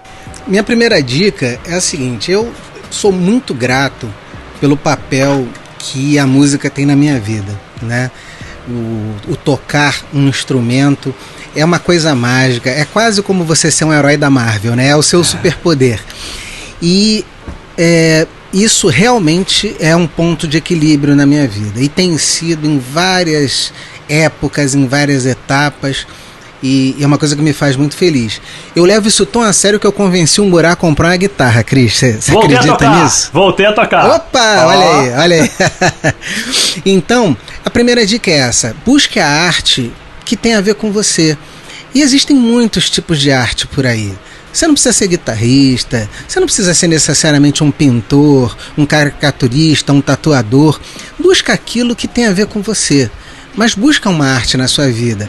Por exemplo, eu tenho uma psiquiatra que ela diz que os pilares para ela, para tratar uma depressão, são a terapia, a arte e exercícios físicos, né? Então, trazendo um pouco aquela ideia da psicologia positiva da Cris, você estar envolvido com a arte é meio que você já está fazendo uma terapia a vida inteira, né?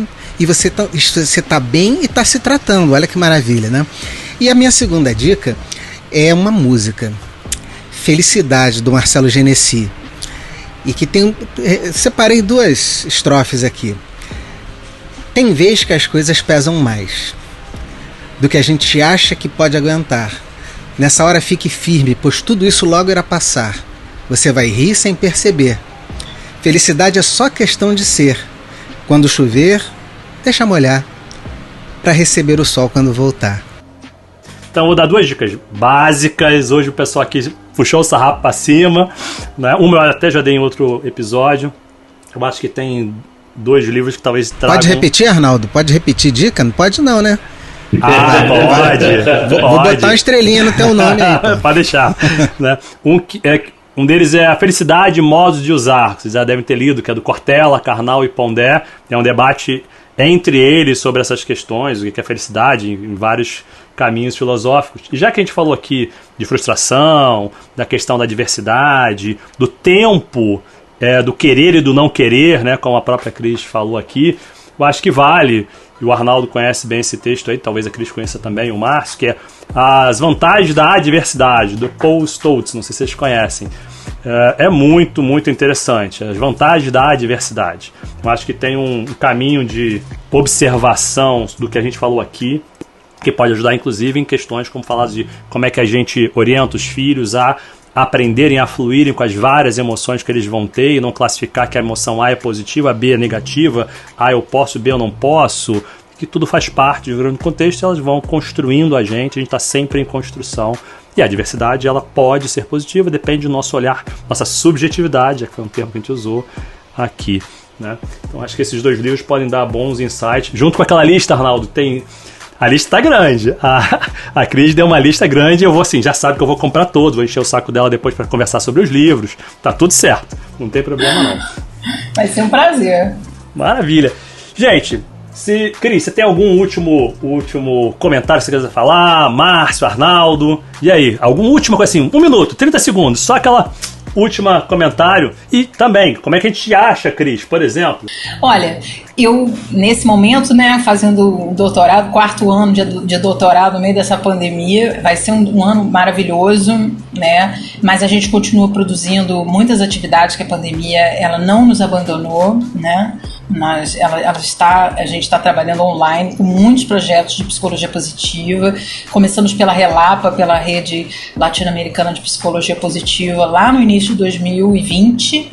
E até hoje temos um grupo às quartas-feiras online que eu indico qualquer pessoa que queira hoje trabalhar a psicologia positiva com música, filosofia e uma discussão, um grupo de conversa. É um grupo do Brasil inteiro e o Márcio nos deu a honra de estar com a gente nesse ano. A gente trabalhou com mitos femininos e vai vir uma nova leva de temas muito interessantes. A gente faz análise de músicas e também livros sugeridos que façam cognição, mudando essa rede problemática, catastrófica, que ela ganhou espaço na pandemia. Isso que aconteceu. A pandemia deu corda para essa máquina da gente que faz problemas e observa problemas. Então, eu recomendo qualquer pessoa que queira estar perto ali ou saber mais sobre isso, seria nosso convidado nas quartas-feiras. E me acha pelo site www.rioacapela.com, com 2 P's e 2 L's, a gente deixa a informação, né, depois, rioacapela.com.br, tem meu e-mail também, Murá, e tô nas redes aí, mas eu, em função do doutorado, não tenho publicado nada, em que não dá tempo, então eu só tenho publicado artigo, Murá, atualmente, assim, só tá dando para fazer isso, capítulo de livro e artigo, e esse trabalho das quartas-feiras, que eu acho que é muito rico, e tem muitas pessoas fizeram depoimentos muito legais desse trabalho durante a pandemia, que foi muito importante, né? E recomendar, como o Márcio fez, que a gente possa cantar e que a gente possa mudar alguma palavra de uma letra que você não gosta, como se fosse a vida. Contorna a diversidade e vai, né? E eu recomendo a música, começar cantando todo dia um pouquinho a música da Ivete Sangalo, que é Se Eu Não Te Amasse Tanto Assim, você mudar essa música para... Se eu não me amasse tanto assim, talvez perdesse os sonhos dentro de mim e vivesse na escuridão. Quem sonha não tem tempo para ser infeliz. Cris, a boa notícia do doutorado é que um dia ele acaba. E você provavelmente, mas não obrigatoriamente, vai passar por um ciclo engraçado que é... Primeiro terminou, você tem essa assim, cara, terminou mesmo? Você fica na dúvida. Depois dá aquela coisa, ai, terminou, aleluia. Depois dá uma sensação de, gente, tá faltando alguma coisa. Então você tem um ciclo. Do ninho vazio. Do ninho vazio, exatamente. Mas rapidinho a gente preenche com outras coisas. Então relaxa, que isso passa. Como tudo na vida, isso passa. Márcio. A minha observação final, eu vou tirar muita onda, porque fui eu que tive a ideia de convidar a Cris. Falei para esses dois aí, vocês vão babar muito com a Cris falando aqui, porque ela é sensacional e é mesmo. É uma amiga querida, tive o prazer de ser seu coralista, espero ainda voltar a ser, né? E que bom que a gente está junto nesses trabalhos, fazendo contribuições para o mundo, para a vida, para quem tiver a fim de escutar e principalmente, né, tentando ser melhores sempre. Né? Muito obrigado, Cris, por ter estado aqui com a gente. Fico muito feliz que você tenha se afinizado com o Murat nessa questão intelectual, né? Que vocês estão num mesmo mundo, que é um mundo um pouco diferente do meu, da engenharia, e que se tangenciam em outros interesses e que é legal demais. E o Arnaldo, que é um cara que eu acho demais ver a emoção dele, né? Porque ele é aquilo que você falou, Cris, é autêntico, né? E ver que a gente está vivendo a cada episódio emoções e autenticidades e nos mostrando, me diz que a gente está no caminho certo. Eu estou muito feliz. Obrigado. Arnaldo, qual é o seu comentário final? Ver a alegria, a felicidade no rosto da Cris, quando ela comenta e quando ela fala, é uma emoção diferente. É um sorrisão, né, não? Assim, é muito legal e assim... Márcio, show de bola. Cris, super obrigado, mas super obrigado mesmo. Estou mexido, muito legal. Eu queria sim fazer um comentário final, que eu acho que a Cris falou de uma coisa muito legal que me tocou aqui. Uma coisa que eu tenho pensado muito durante a pandemia é o valor do nosso tempo. Quanto custa o nosso tempo? Quanto custa o teu tempo que está aí agora ouvindo esse podcast? Em que você anda investindo esse tempo que tem um valor tão alto? Talvez seja a coisa mais cara que a gente tenha na vida. Eu acho que quando a Cris falou assim, quando você encontra uma pessoa, quando você deixa de estar com essa pessoa, qual é a emoção que ela te provoca? Eu acho que a gente tem que fazer esse filtro de uma forma mais apurada. É claro que nós temos amigos que têm momentos que vão precisar de ajuda e que a gente não vai sair bem da conversa, e isso faz parte da vida e a gente tem que estar junto sim. Não é desses momentos extraordinários que eu estou falando, mas eu estou falando assim, quem é que eu escolho para interagir, quem é que eu estou escolhendo para conviver, porque é uma escolha. Cuidado com as suas escolhas, né? Se a gente está falando aqui da questão do bem-estar subjetivo, o quanto que cada pessoa que você interage traz esse bem-estar subjetivo para você. Acho que esse para mim foi o grande aprendizado de hoje. Assim, o tempo é a coisa mais preciosa que a gente tem na vida. Galera, super obrigado. Gente, eu acho que a gente tem mais um episódio do Desconstruindo, mais um daqueles episódios que eu, pelo menos, provavelmente os meus amigos aqui vamos ouvir várias vezes, refletir muito. Um episódio talvez a gente tenha conseguido entender um pouquinho melhor que felicidades são múltiplas felicidades, assim como masculinidade são múltiplas masculinidades, feminilidade são múltiplas feminilidades, é o múltiplo, é o diverso, né? Que a gente pode buscar de formas inusitadas, interessantes, únicas, o que é bom pra gente, claro, sempre se preocupando com o impacto que a gente tem sobre o outro. A Cris falou isso em alguns momentos, o Márcio, o Arnaldo também, e o próprio Muniz Sodré usa uma palavra, Cris, que é interessante, é um pesquisador na minha área. Ele fala sobre afeto, mas ele não fala afeto como carinho, ele fala afeto no sentido de impactar, transformar os outros, né? E o quanto que a comunicação e as outras tantas, ele faz uma digressão muito maior, muito mais complexa, como as afetividades nesse sentido são importantes e devem ser escolhidas, né, efetivamente. Eu acho que a gente passou aqui por vários elementos, a ideia de bem-estar e de subjetividade, mais do que felicidade, foi interessantíssimo. a ideia de euforia versus felicidade. Será que a gente está vivendo, olhando o tempo todo para o outro lado do muro e achando sempre que a grama é mais verde, estimulado ou não pelo contexto macro-social, ou pelas redes sociais, ou pelas bolhas que nós vivemos, ou seja, pelo que for, ou por um instinto de procurar sempre o negativo, como disse a Cris. Eu acho que esse episódio fez a gente dar um passo atrás, talvez 2 ou 3, para olhar, repensar. E já que o Arnaldo falou de tempo, tem uma pesquisa muito interessante mostrando também quanto tempo a gente passa com amigos e com familiares, e quanto tempo a gente gostaria de passar. É discrepante. Ao longo da vida, eles fazem um cálculo projetando a vida inteira. Então, se tem pessoas que você gosta, que você curte, que você admira, se você puder, dedique um tempo a essas pessoas. É um tempo de qualidade, não é só estar ali, né?